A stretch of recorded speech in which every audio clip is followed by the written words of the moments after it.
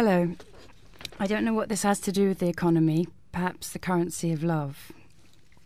This is after the Rodin sculpture, The Kiss. Kiss, kiss, kiss, kiss. Eternity can't be bliss. Will we always be stuck like this? Your face, my lips, your happy wrist, frozen like a butterfly, where it hurts to twist and where the white stone pins. Will it only ever be this? Isn't a kiss supposed to end and then begin? This is about the currency of high-heeled shoes. The red shoe. Be my Jimmy Choo, with your long angle, delicate strap. This arch raises the roof. Heel, high-rise, throne room. Together we wake a scarlet tramp, the tone of Indian sunsets. Racehorse, you walk in hide of rubies. About 10 years ago I had a rather prestigious boyfriend, and he was rather mythical, I suppose, because he was always rushing in and out. This poem's about him. Spectacle. If I wore glasses, darling, I would only take them off for you. Remove the delicate circles of glass trapped by wire, just like you do, and give the pub their frames for an hour, while we two sat with nude eyes, busy being seen by the one other thing that knew. This is a poem from my residency at Tate Modern. It's about the feeling of looking. Look. Today Tate is an umbrella, and art is cool. I pick an artist for a large coat. It has that feeling of belonging to someone else. An invisible hand has wrapped it. Do I look cold? Is this to guard against pain? I am radiant because it is not mine. The shape is special, and to stand at its edges is to know edges intimately for an hour. Like filling someone else's vase with my arms. My hands a pair of fans falling for unfamiliar portals. So my image finds the restlessness of other fingers. Shall I remove this aria of unfamiliar bulk unfinished at my shoulders? All day the sleeves of paint keel to switches in the dark, with all the voids I know right here. Fingers can frill air's dark down, as gentle as if glass would snatch what's fragile, and it's so good to feel this good, lost somewhere. This poem is about Sibboleth, a sculpture by Doris Salcedo, which was in Tate Modern at the Turbine Hall. I begin with an extract from Ode on a Grecian Urn by John Keats. It refers to the eternal image on the vase. This poem reminds us that cracks, perhaps even financial ones, always have limits. Crack. O Attic shape, fair attitude, with breed of marble men and maidens overwrought, with forest branches and trodden weed, thou silent form dost tease us out of thought. Let this crack be our substitute, replace its world, its signature, and it will pounce, amour in a crept shoe, lean to it, lean and nearly fall. A black linear keep, signing to compose the hidden ribbons of its suicide. Crack, you are all the risks and wrapped bludgeons of emptiness, the futures of my chest, my broken-heartedness, cracked up to be this jewel, standing at memory and kinship.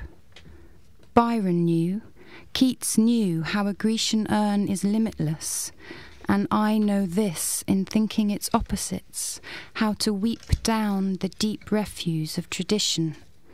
And for an hour I am a rendition, its dark leg hitched and sprawling. how long it is, how long, reaching to the end of this and crossing its ranges, its embroidered cap, an America of distances. With this door marked Sibboleth, I transgress its crust. Crack, crack, love, it is only ever the Arctic polish on either side of us. This is a poppy for the Naked Short Club, as it's Remembrance Day soon.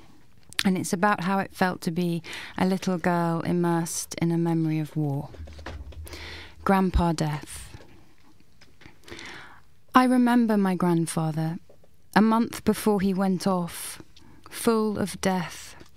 He rifled through it like a bluebird tin, hunched at dinner over peas, dragging the mounds to his mouth.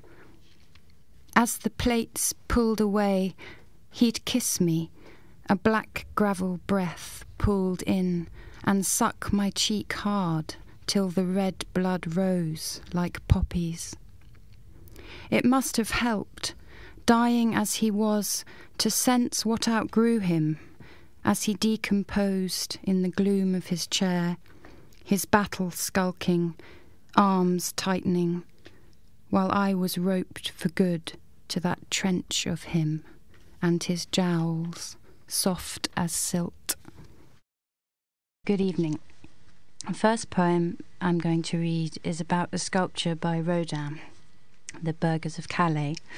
It's the first of two I'll read this evening around the idea of exile and catharsis. I was looking at the sculpture at the RA at the Rodin show, and as I was sitting I saw a spider weaving its web between the finger and the face of one of the burghers, and so I wrote the spider's eye view of the statue. Spider at the face of the burghers of Calais. I could get lost on this black acre. I've travelled finger to finger on silver, threading through these priests of bronze. Here, in the imperial palace of the black, a jet rose garden, miles of it. I take the feral rope, the arm of lead. I watch. At night they are watching me, reap out the rewards of sacrifice. Balance and gravity in the white museum, dark finger to dark finger, from the starving to the danger of the key, gleaming, undone. Whenever was a face so cloaked in the fibres of its minutes, or a hand raised to spin. This poem perhaps encompasses the themes of exile and catharsis, or quite simply just a picture of a man and woman in bed. Afterwards, he says, "It would be good to find a woman as bright as me." She uncurls, thinks, not unlike burial lying here before light comes. The room so black, a charcoal smear, their limbs bare, him, her, ash, bone, a cigarette, and where on earth to go from here. Hello everybody. Tonight a riddle in two halves. This half I'll read two verses and the second two more. If you can work it out, then that's great. Lines. I am nature's church, dew's rest, flight's grave, a wide white eye, and hell for the butterfly. 2. Stare at the delicate, ancient eye, draw back to original frosts, the dew-poised angular cling and balancing act, an adult's brightened eye, raised hand, the broken walks, winter time at the holly, such skeletal fallings. You should be pretty near to guessing what this is by now, but if not, here's two more verses or clues. Its structure wishes not for any tangible intricacy beyond its idea. Quick, quick, slow eternity. 3. Mine the insecticide, mine the bed, and this the line the captured wing has read. Thank you very much. Brilliant. It's a. Do you want to know what it is? Yeah. Do you know what it is, Dr. A high-frequency trader. No. A Ponzi scheme.